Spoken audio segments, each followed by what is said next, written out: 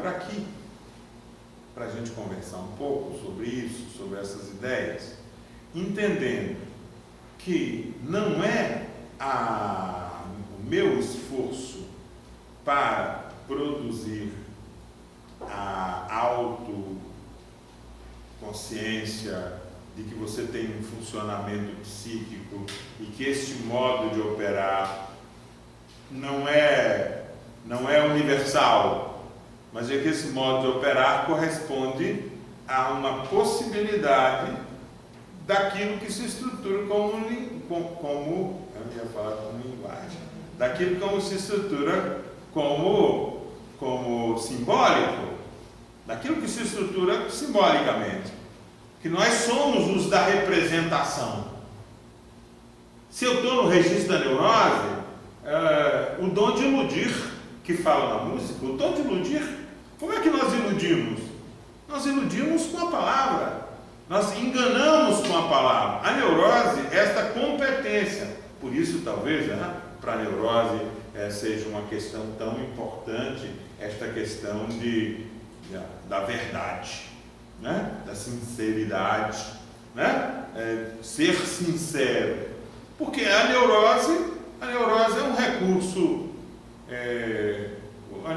recurso de que nós possamos lidar plasticamente com a realidade, construindo a realidade com a nossa palavra.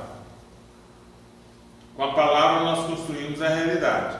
Os mecanismos de defesa do ego, se vocês se recordam dos mecanismos de defesa do ego, se vocês forem perceber os mecanismos de defesa do ego que existem na experiência da neurose, esses mecanismos são fundamentalmente manipulações simbólicas. Então, se tem alguma coisa que constitui a neurose, é um certo modo de relação com o simbólico. É uma certa competência de manejo simbólico.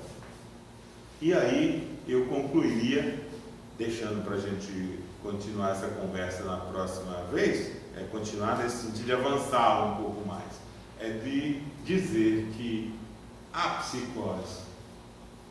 psicose só pode ser compreendida a partir desta diferença, a diferença com a qual o registro simbólico está à disposição para que o sujeito o manuseie, o utilize. Não é? Então, a psicose corresponderia a uma determinada relação com a palavra, onde o sujeito nunca se sente sócio, onde a ilusão da intersubjetividade não está assim tão fácil e tão disponível, não é? A ilusão da intersubjetividade não é para todos, né? E a ilusão da intersubjetividade é que constitui a natureza do social. A sociedade é a sociedade constituída pela neurose. Vocês nunca vão ouvir falar da sociedade fundada pelos psicóticos. Não vai ter uma sociedade dos psicóticos. Sociedade está à disposição para quem é sócio. E quem é sócio da palavra, com uma possibilidade de que a palavra comporte a ilusão da intersubjetividade. Esses estão no registro da neurose. Os que estão fora disso estão no registro da psicose. Né? Por hora, eu ficaria para aqui para ouvi-los um pouco. Né? Certinho, Renato? Certinho. Então, para ouvi-los um pouco, convidar quem estiver mais para trás, se quiser chegar mais para frente, para participar da sociedade, da conversa, do compartilhamento, né? Se não, podem falar daí mesmo, né? Porque aí algumas pessoas vão ter que virar de costas assim para ouvi-los. mas eu estou de frente.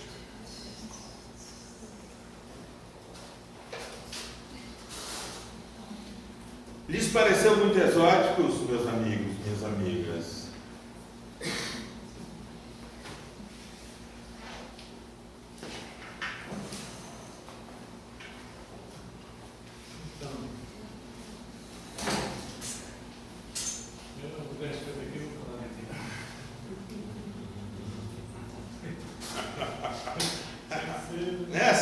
Não é sério.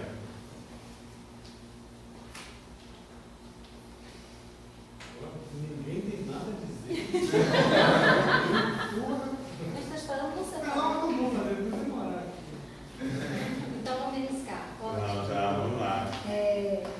Eu fico assim, a questão da linguagem, quando você coloca comunicação, a linguagem, a ilusão da intersubjetividade de que o que você diz me afeta da maneira como você imagina, né? Não, assim, é claro que acho que a linguagem tem alguma coisa, sempre vai ter a questão da comunicação da linguagem que escapa, mas também tem que ter um mínimo para se compartilhar, não é? Porque senão não seria nem compreensível, você não acha?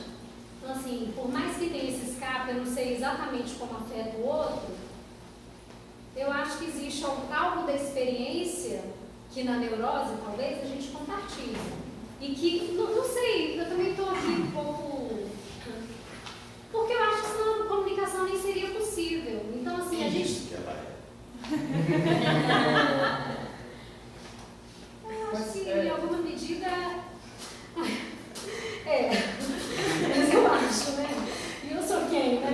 Não, você Não, eu tô brincando. Você é uma pessoa no registro da neurose que acha que a comunicação é possível, né?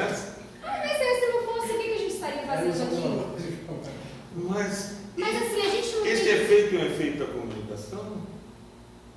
Estarmos aqui é efeito da comunicação? Da linguagem, não sei. É efeito da linguagem?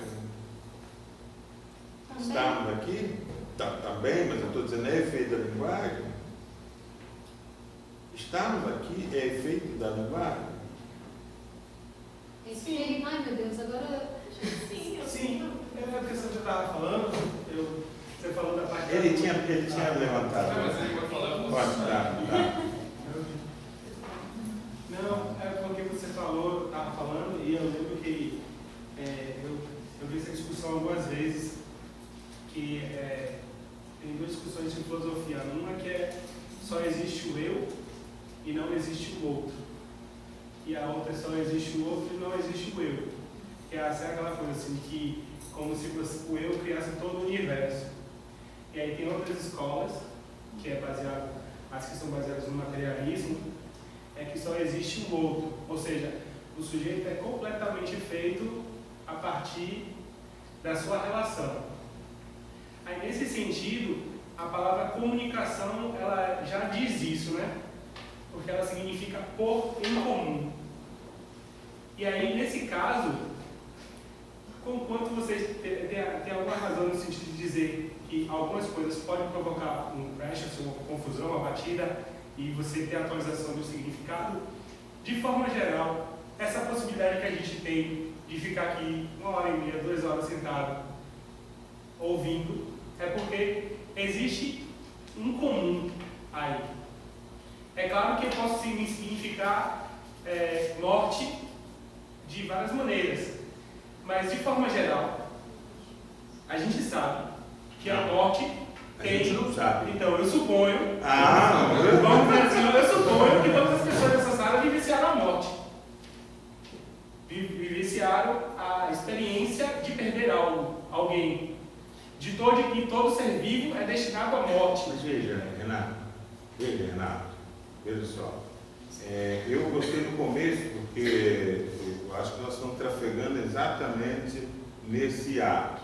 Nós estamos desdizendo essas compreensões filosóficas de que existe só o eu, existe só o outro, e nós estamos dizendo assim, o que constitui este humano social é o formato de sujeito psíquico.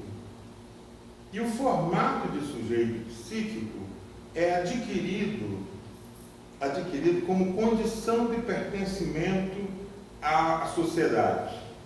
Então não é nem o eu nem o outro, mas é ter inscrita a possibilidade da significação.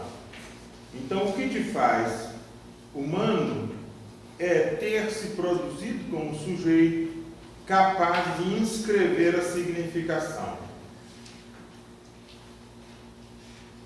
Compreendeu? Inscrever a significação. A questão não é a palavra, mas é a inscrição da possibilidade significatória. O que nos torna comum na neurose é de que nós temos um determinado registro de inscrição do simbólico. Mas não é o simbólico que nos faz. Por quê? Porque a psicose também, o simbólico está posto. A palavra está posto. A escritura está posto. O texto está posto. Então o texto está posto também. A palavra está posta também para a psicose. Não é nesse sentido? A psicose também tem a palavra.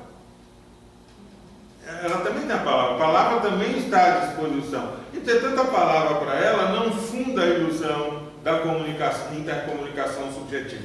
Trazendo para o campo da clínica. O que você mais escuta quando você lida com psicóticos? Eu sou muito sozinho. É uma coisa que a gente, às vezes, é a solidão psicótica. O sentimento de que eu não sou sócio, eu não compartilho, eu não sei o que é ser sócio, eu não consigo entrar no jogo. Eu vejo o jogo, sei falar sobre o jogo, sei que existe um jogo, mas eu não consigo acessar esse jogo, fazer parte desse jogo. Então, o que é que dá essa característica de fazer parte do jogo? Não é a palavra. Porque a palavra será sempre a sua palavra, Renato. A sua palavra. A palavra que você tem é sempre a sua palavra. Freud, quando brinca, João, quando fala de Pedro, sei mais sobre João do que de Pedro. Porque sua palavra sempre te traz. Quando um sujeito te vê falar de um terceiro, ele sabe mais de você do que do terceiro do qual você está falando. Quer dizer, isso posto por um psicanalista para o qual a palavra e o falar do sujeito é uma fonte de informação sobre o sujeito. Porque o dom de iludir é aquilo que leva aos moçoilos, né, a abordarem as moçoilas, dizendo: seus olhos são tão lindos, eu estou muito interessado em você, eu gostaria. É isso, o dom de iludir. Você parece tão legal. É o dom de iludir. Você gosta disso? Eu também gosto. Para que serve a palavra senão para produzir o sócio? Então, por isso ele falou, não foi? Nós estamos aqui pelo sócio. Porque nós somos do sócio. Nós somos do sócio. Nós tudo que fazemos, as instituições sociais são reiterações do mesmo, da produção do sócio. Estranhamos agora que a sociedade tem uns registros que produz o sócio, o sócio coxinha, né? O sócio coxinha, é uma coisa nova aí. O sócio coxinha, eu quero fazer parte, mas eu só quero sociedade receptáculo, individualismo, coloca uma série de questões para a sociedade receptáculo do indivíduo. Marx falava disso lá na questão judaica. Que sociedade é essa? Direitos do homem? Que homem? Que homem? E que sociedade é essa? Receptáculo, onde o homem é alguma coisa que existe e a sociedade é um mero receptáculo onde esse sujeito tem sua existência. Né? Essa falácia, né, do individualismo. Falácia, né? Mas que se produz e tem repercussão na produção da experiência. Mas então, nós somos do sócio. Nós somos societários.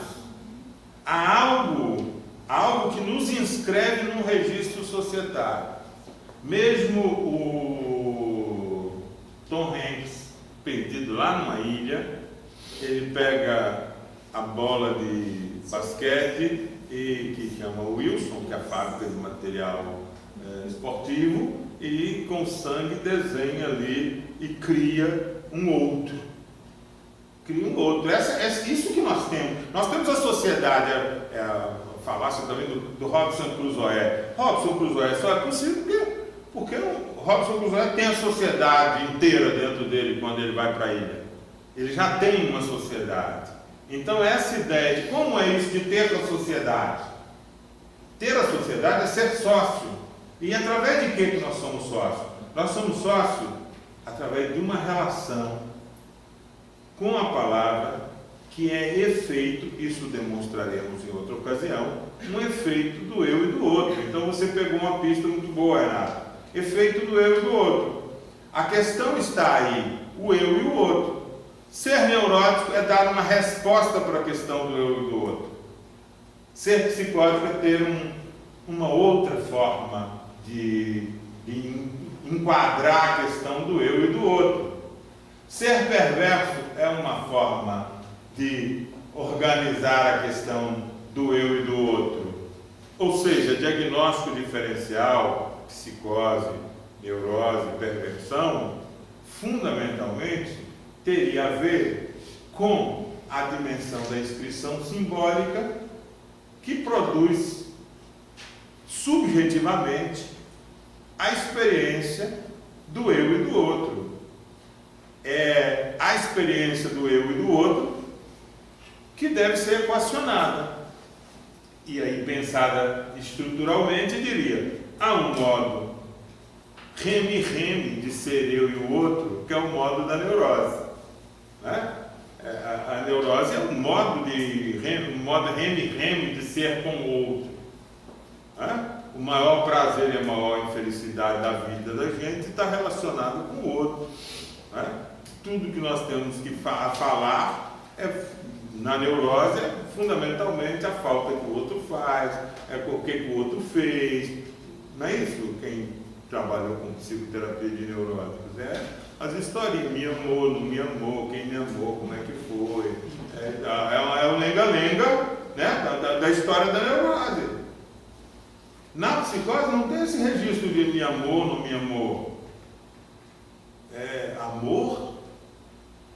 Como? Como amor? Né?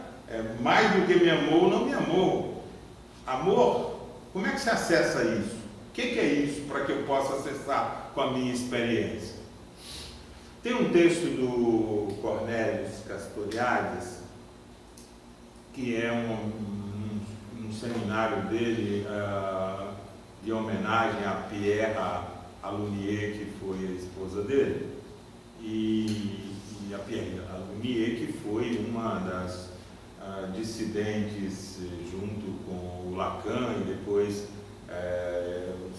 também foi dissidente do Lacan, a Pierre Alunier, e a Françoise Doutor, né, que também foi dissidente na mesma época. Elas são as duas psicanalistas que juntaram com Lacan para fazer a dissidência dele, né?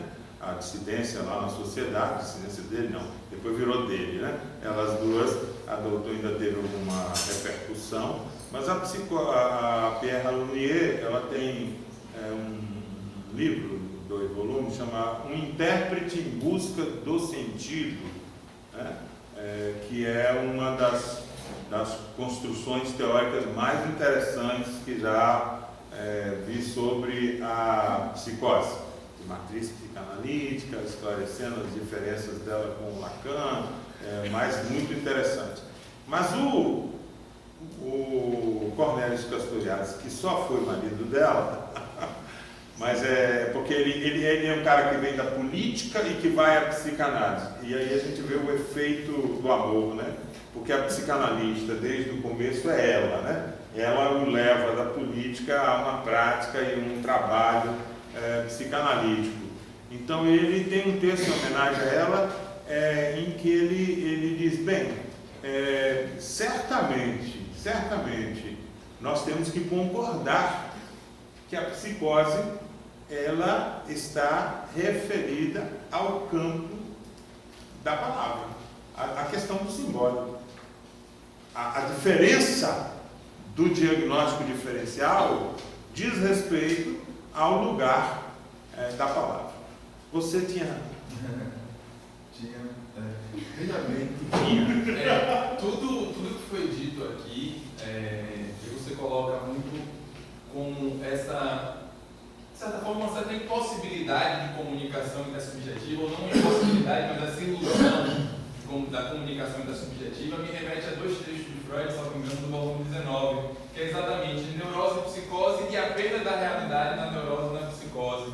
E, na contramão disso, o que a colega coloca, que é, afinal de contas, mas há algo em comum. E esse algo em comum, ou essa possibilidade de algo em comum, é não uma apreensão universal ou comum, mas uma tentativa de reconstrução que seria a fantasia, né? O conceito de fantasia é exatamente aquilo que na neurose tenta me replugar com a perda da realidade que é inerente ao humano, né? Isso acontece.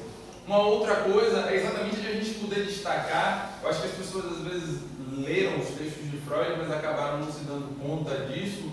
O conceito de normal é absurdo, e aí a gente traz isso em Freud, quando ele exatamente coloca que a neurose, que seria o algo mais trivial, implica necessariamente numa perda de realidade, que é isso um pouco que a gente está trazendo. A perda de realidade na neurose e a perda de realidade na psicose. Então eu queria destacar isso. E aí eu queria dar só mais um pitaco sobre uma coisa que você falou que eu acho magnífica e que muitas vezes a gente perde aqui, que é a questão diagnóstica.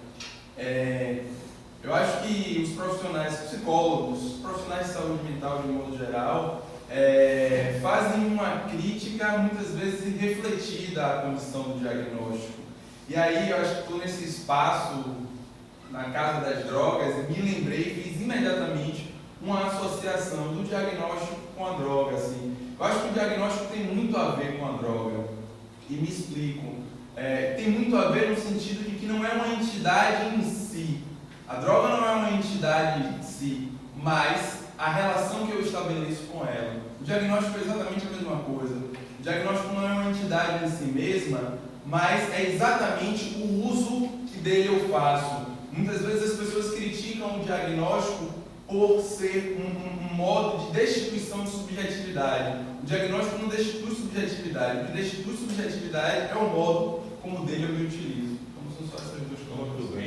Muito bem, estou de acordo com você. Acho que a preocupação com o diagnóstico é exatamente essa.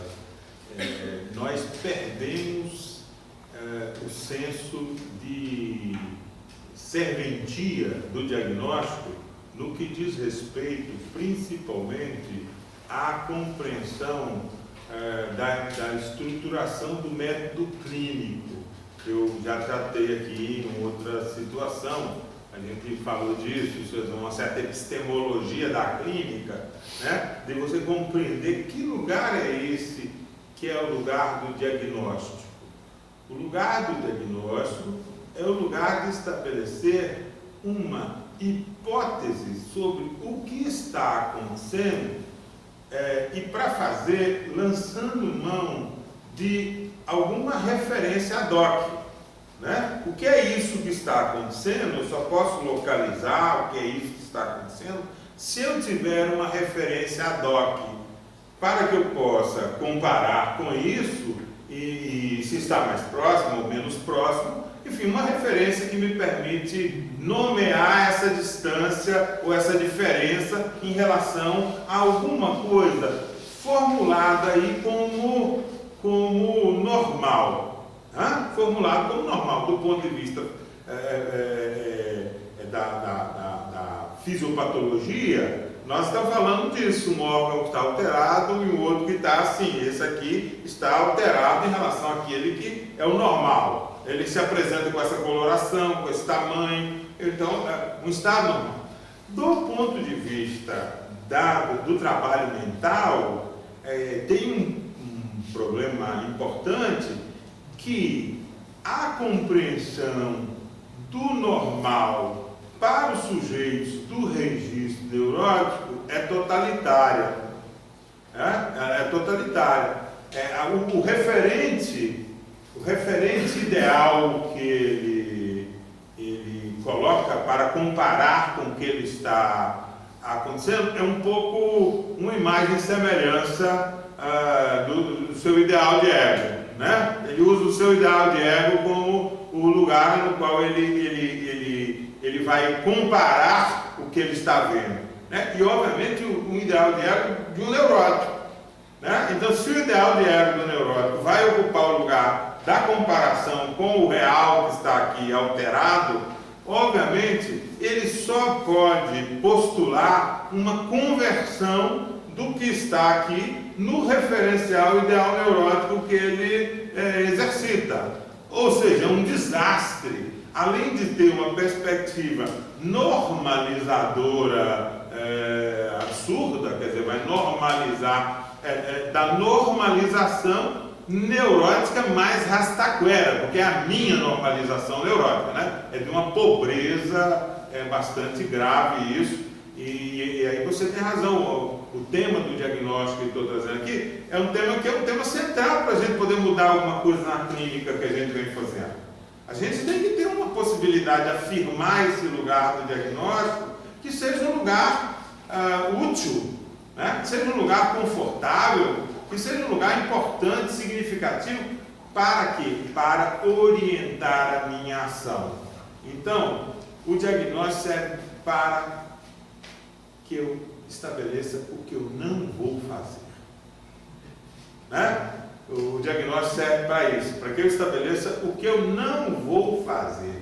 É para estabelecer o que eu não vou fazer que eu preciso de ter o diagnóstico, né? É interessante porque a forma como muitas vezes é tratado é o contrário. Eu tenho que ter o diagnóstico para estabelecer o que eu vou fazer, né? Mas não, eu preciso ter o diagnóstico para estabelecer o que eu não vou fazer, o que eu não devo fazer, como eu não devo agir com esse sujeito, né? No sentido, o diagnóstico funciona como uma limitação de ação.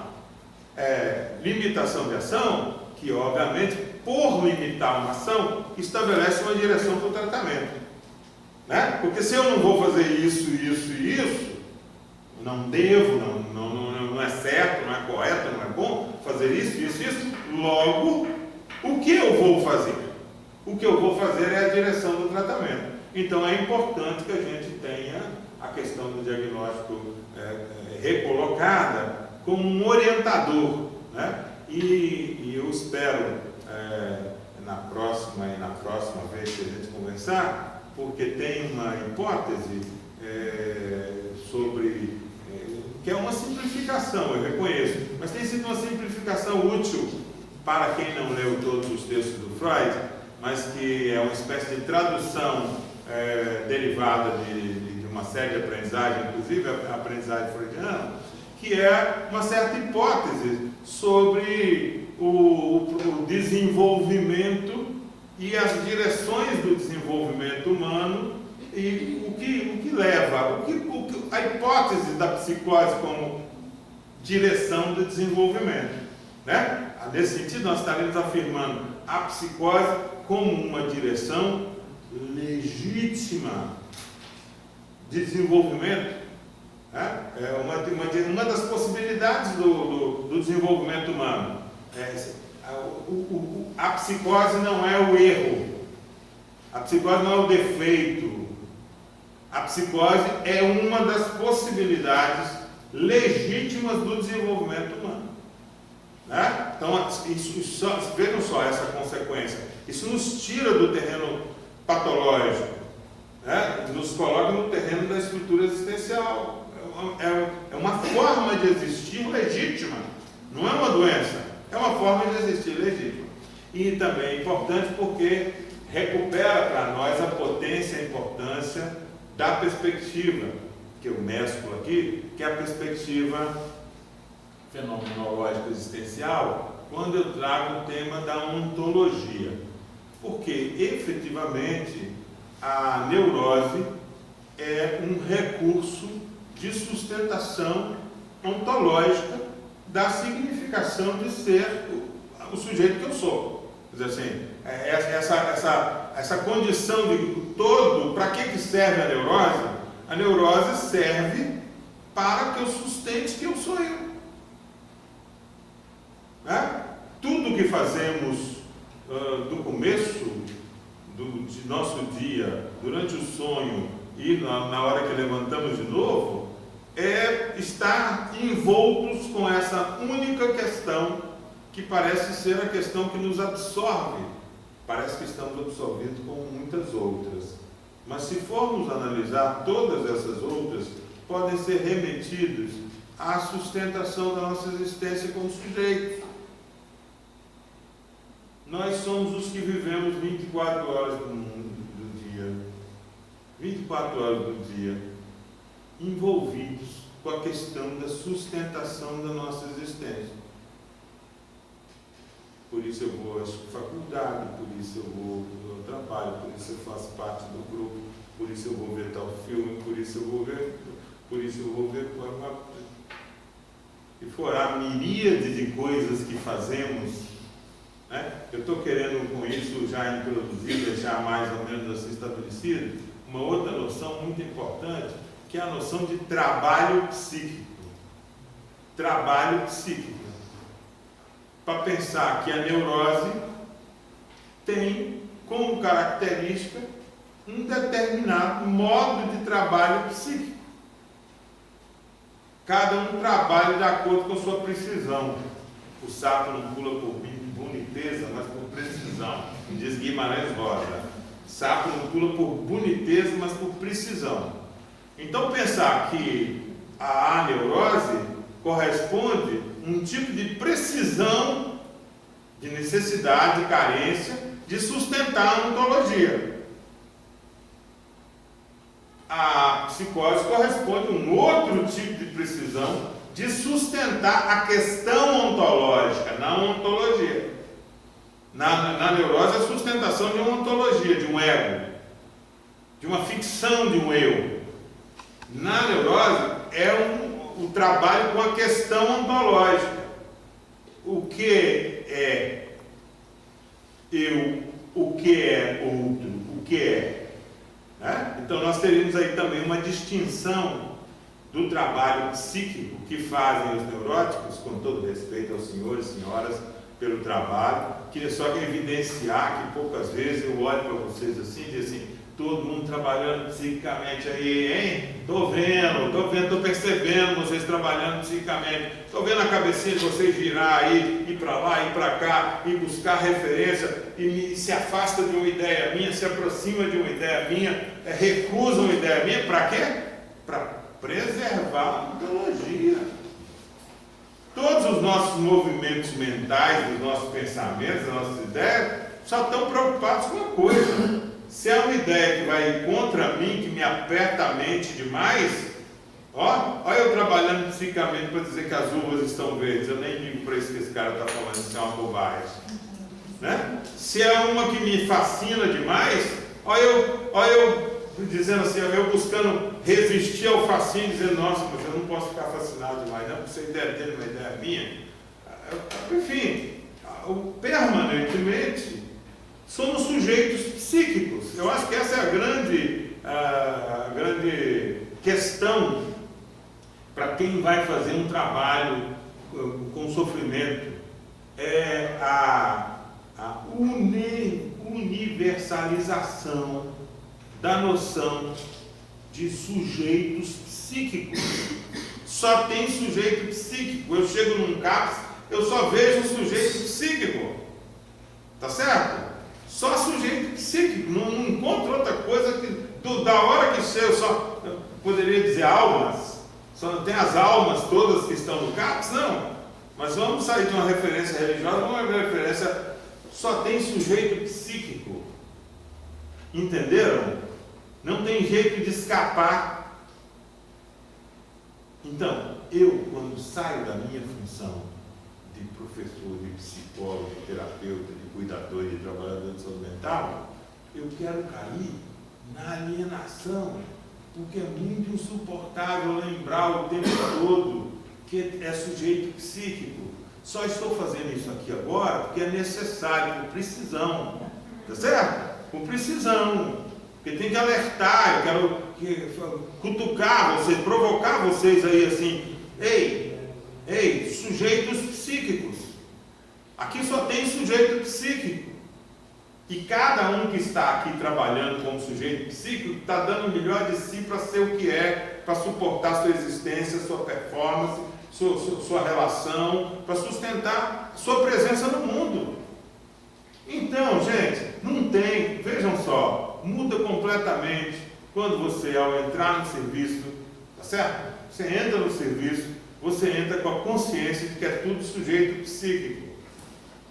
E que você só está ali porque você é um sujeito psíquico especializado no trabalho com sujeitos psíquicos. Você não é um sujeito psíquico qualquer. Você é um sujeito psíquico que tem consciência da condição de que todo mundo é sujeito psíquico e o seu trabalho não é só o trabalho psíquico de sustentar a sua ontologia, mas de sustentar também essa dimensão ontológica de que você é uma pessoa que cuida de sujeitos psíquicos. Então vocês não têm mais colegas, não têm mais pacientes, não tem mais vendedores de ambulantes na porta do CAPS, só tem sujeitos psíquicos.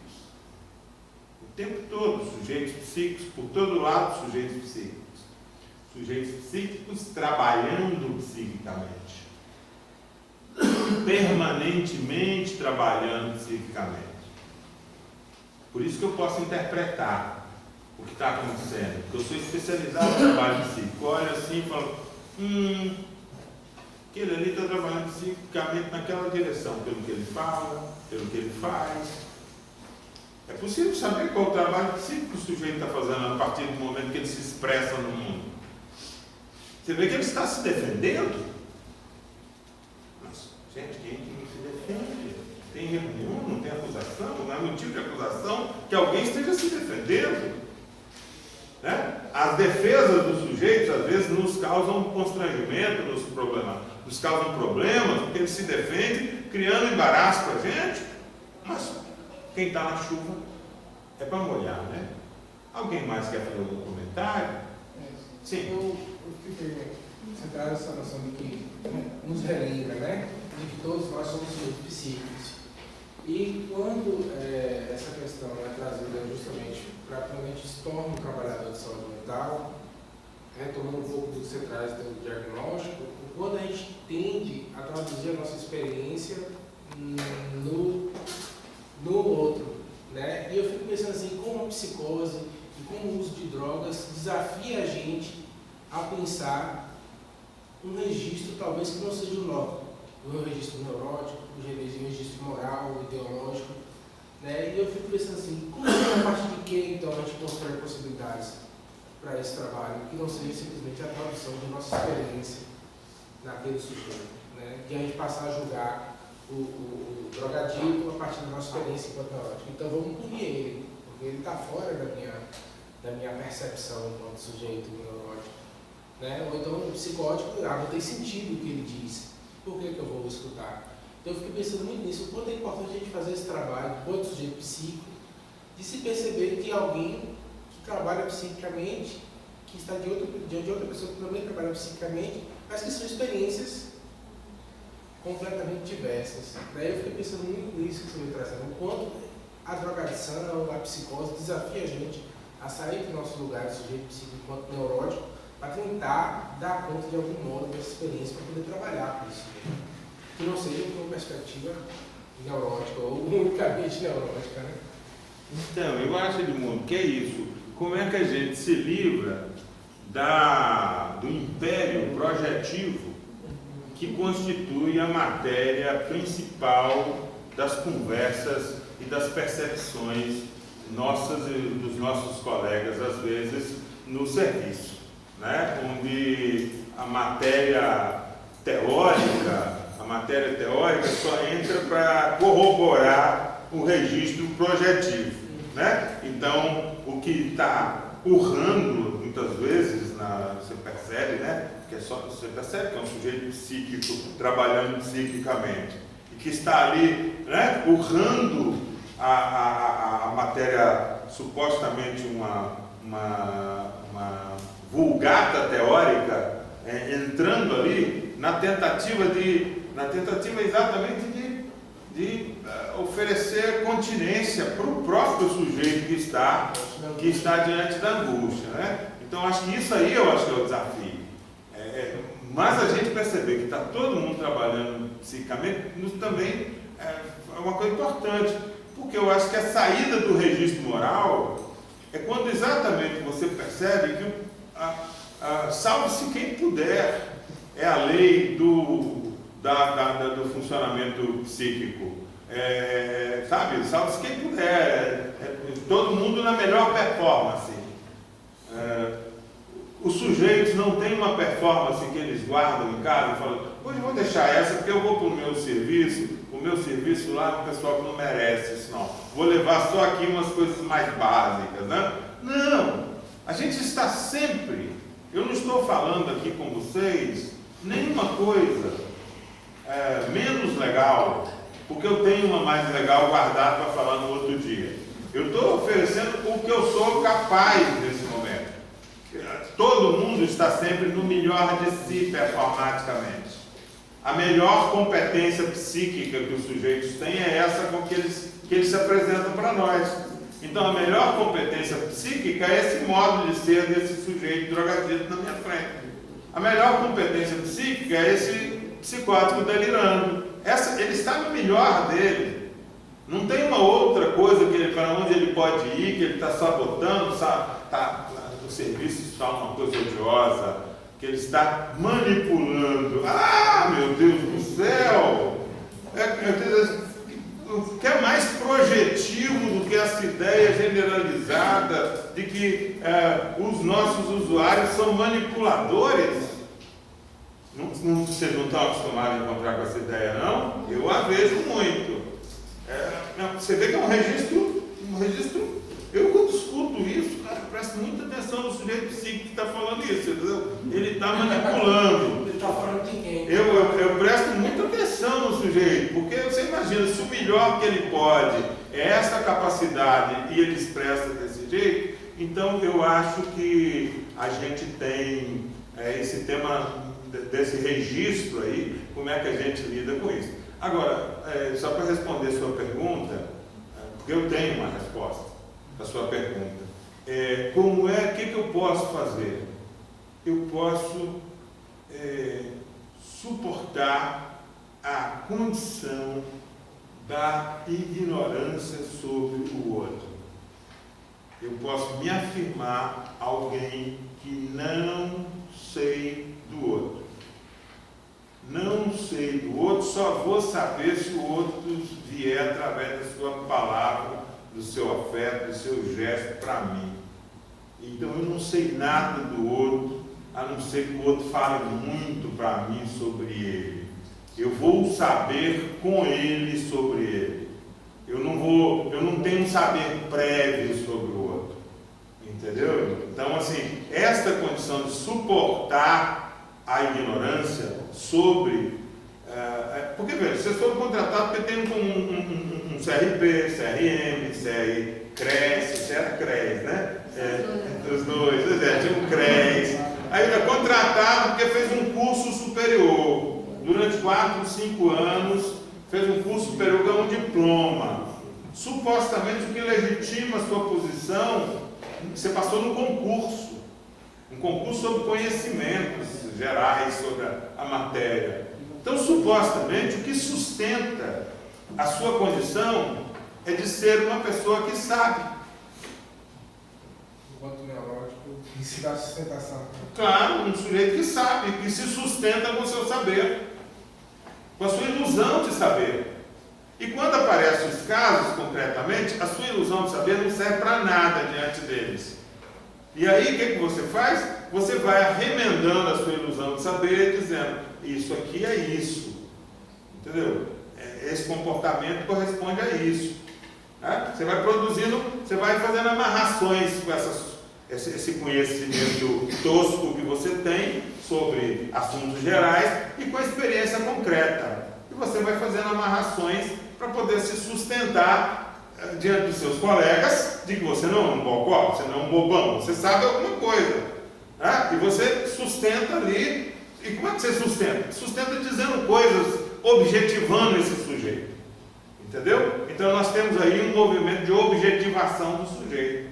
Então somos objetivadores, nossos comentários. Você vê que é raro alguém falar assim, estou pensando, me sugeriu, não sei, aquele comportamento, pareceu, talvez, quem sabe pudesse. Não, cara, não tem lugar de hipótese. É só, pá, é isso, não, é isso. Nas reuniões de equipe, então, fala, não, então você que fica dando mole, é o perverso, você que fica dando mole, que depois você vai ver o que vai acontecer com você. Quer dizer, assim, é uma necessidade de afirmar uma certeza num lugar que você precisaria construir esta condição, que eu vou dizer para vocês que talvez seja a coisa mais difícil da clínica mental, entendeu? É ser um sujeito que se coloca diante do caso, diante do sujeito, escuta o sujeito, para só depois de escutar bastante o sujeito, começar a ter a possibilidade de dizer algo sobre ele, e se ele entrou em relação com você, a fazer algo com ele. Mas aí você tem que suportar essa condição, e você não está sozinho, você tem umas hipóteses. Eu, por exemplo, aqui estou trabalhando com vocês hipóteses sobre como é que a gente pode sustentar isso sem ficar também ao vento, né, como uma folha de bananeira. Diga. Não, Acho que só para concordar com ele, eu acho que eu vou também na angústia. Assim, porque a gente está aqui conversando sobre isso, parece muito simples, muito fácil, né? Mas na prática é uma coisa muito complexa. Porque você se vê no trabalho, né, a partir do outro, que você supostamente se coloca nesse lugar de alguém que está apontando um diagnóstico, para poder você se referenciar também, né? Se colocar no mundo. Seu modo de existir é apontar no outro um diagnóstico, te estabelece, como você falou, né? Na profissão, como que você foi contratado para fazer, você foi contratado e aí você se estabelece naquilo. Mas aí quando fazer esse exercício de se reconhecer nesse diagnóstico, se objetivando também, né? Colocando a objetivação para você também. É muito mais complicado do que estar aqui só discutindo. Clínica com o quê? É a razão com o quê? É um exercício diário. Com o quê? É a razão de ser. A ideia é essa, entendeu? Eu acho que é mais difícil se você fica com isso e não vê que tem um tanto de gente que também pode ter essa, que é difícil. O que nós temos que, você é isso, sintetizou. Nós temos que topar e dizer, cara, isso é muito difícil. Entendeu? A forma como nós temos que nos olharmos como trabalhadores de saúde mental é essa. Gente, isso é muito difícil. Mas é possível. Então diga, Sérgio. Mas é possível, a gente pode sim, pode chegar de outra maneira. Então, Sérgio, diga. Posso dizer? Pode. Eu me atrapalho falando. Eu escrevo, entendeu? As coisas que eu compreendi daí. Aí eu fiz um registro aqui, aí eu botei assim, ó. Eis o que diz o sócio da palavra. Me tomei como sócio da palavra. Eis o que diz o sócio da palavra. Compreensão psiquiátrica, sim de não sei das contas, condição apátrida edipiana, diagnóstico aleatório, suposição, possibilidades de enquadramento, impossibilidades de libertação. Compreensão psicolibertária, identificação de um sujeito em questão, na situação que desencadeia desembarques de uma alma humana miserável no posto dos seus próximos ataques. Nomeia-se um quadro para permitir cuidados. A sorte de um surto só se faz presente entre as couraças dos confrades neuróticos, porque o psicótico se perde em sua ânsia. E estes ou aqueles são ainda mais pessoas além dos seus diagnósticos, déspotas da sua própria razão. E eu sou ele e ela e não somos ninguém. Pois as palavras forjam conceitos concebidos pela ilusão da comunicação. Somos seres societários subjetivos.